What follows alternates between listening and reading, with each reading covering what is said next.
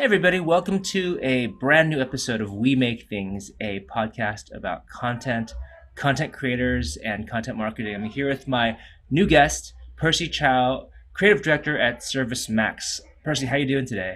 Hey, great. Thanks for the introduction there, Kwang. Absolutely.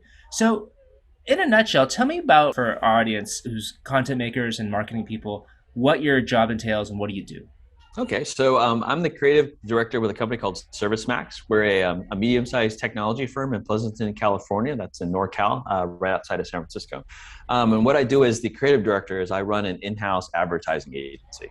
So the first thing we start off with, for you, what's a quick tip for audience that has been something that's been helpful for you in your content making? Definitely, probably three things is listening, right? Doing a lot of listening to what, whoever is asking, the client, whether the client is in-house or external, right? In my case, obviously working for the company, it's in-house. And then as I'm listening, taking notes, but also trying to find the relevance to the end user, right? Because so often, especially in marketing or even product, right, is that they're so obsessed with all the facts and the data, right? They get lost on how to how's this relevant to the end user? Why do they care? You always kind of, I don't want to call it a game. It's kind of a game a little bit. So you want to bring back the manager full circle to where they start, right? So that helps. It helps the conversation. So the manager, they're always going to spout off like all these bullet points. It's like, buying a car, right? It's like, Right. It's got 400 horsepower, V8 engine, ABS brakes, on and on and on and on, right? And then you kind of go, okay, so who's your audience, right? And then they'll say, well, our audience is this and this and this. And then through listening and kind of taking notes, and you go, okay, so your audience are these people. They're not going to really value these bullet points, right? They don't really care about the all-wheel drive or the power, but they might care about this thing and this thing, right? So should we go back and take these things that your audience really wants to learn about or is important to them, and let's concentrate on those things. We always want to sell ourselves with the best opinion. That's kind of our, I don't know, some kind of thing we all have, right, as creatives. Right. But the reality is that we have to make sure that the customer kind of is sold on themselves. And the best way to do that is basically reiterate what they want. Right. Just pull the pieces of information that they've already told you and connect it, right? Yeah.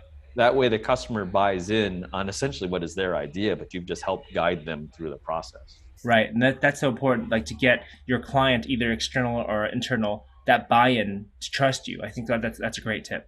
So, can you give me some examples of how, in like let's say the last 3 or 4 months, where you've made a decision that has influenced the brand voice or the brand experience that people wouldn't necessarily think that would be part of your purview, like something that like would surprise some people. So I spent about 5 years at ServiceMax before I was given the brand role. Oh, wow. Right? So just straight creative director. And the big part of the reason why it was that is that we had been acquired by General Electric, and General Electric had these brand standards, right, which are mostly visual, right, Sure. at the time. And there was nobody around to interpret them except my team, right? So that we would design stuff, make it look GE-ish, right? Push it out and everything would seem fine. And then we'd get this mysterious email about a week or two later from somebody we never heard of saying, well, that's not on brand. Interesting. Yeah. So now it's like, oh, okay. So that was a really good conversation because I would, of course, say, okay, what would be on brand? Where is the guidelines? How can I follow this, right? And there was a lot of good discussions around that because, here's a good example. So ServiceMax is a company, we write software for technicians, right? Mm-hmm. So these guys, climb on poles, they get underneath the houses, they get dirty. Yeah. But General Electric's brand was clean, crisp, white and blue, everybody looking, photo shoot ready. Sure. But no, ServiceMax, we got these guys all covered in oil and grime, and they're the poster children, right, for our ads and stuff. Yeah. So I had to type out emails, have meetings with GE saying, hey, ServiceMax, our technicians aren't that clean, right? And if we show them images of these guys who look like they never even get their nails dirty, right? Yeah. We're not going to be very genuine. Totally. So we had to arrive at a compromise with G saying, hey, we're going to put as much clean stuff as we can, but if we're portraying technicians in the field doing stuff, then we need to make them look like they're doing stuff. Yeah.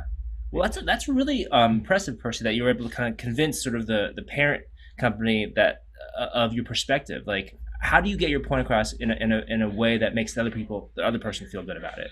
Well, yeah, so that kind of goes back to your original question when we first started, right? That whole creative tip is just listening to people, right? Yeah. Although I appreciate people who give ideas right out of the gate, right? Yeah. I have this reputation at my office where I'm the last person who talks in the meeting. Mm, right? Because I just spend my time listening to what everybody has to say, writing. And then when I give input, it's like, okay, so you said this, you said this, you said right. this. This is how we accomplish that, Yeah. right? So that way, again, it goes into the buy-in, right? You're not putting out a completely random idea. It Right. relates to whatever they say.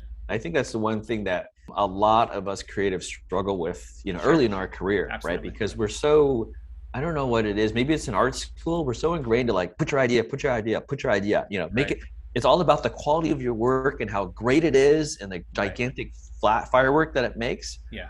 But until the manager or the client is vested in it or is Yeah. interested in it, you're just kind of like spinning your wheels, and it's going to cause a lot of frustration, right, on Right. your Right. on your part, right? Because you're Yeah. like, well, they don't like my work. Yeah. It's not that the client doesn't like your work; it's that they don't see how it connects to themselves or their customer or both, right?